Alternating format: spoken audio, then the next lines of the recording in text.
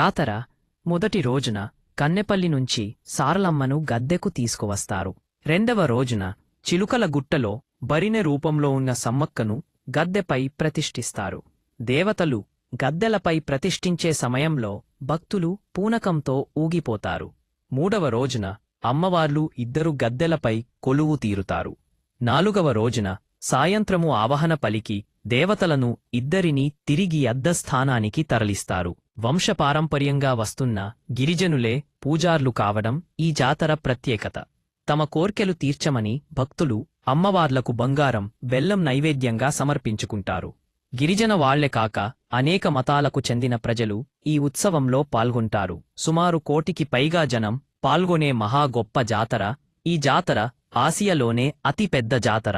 నేటి జగిత్యాల జిల్లా జగిత్యాల రూరల్ మండల ప్రాంతములోని పొలవాసును పాలించే గిరిజన దొర మేర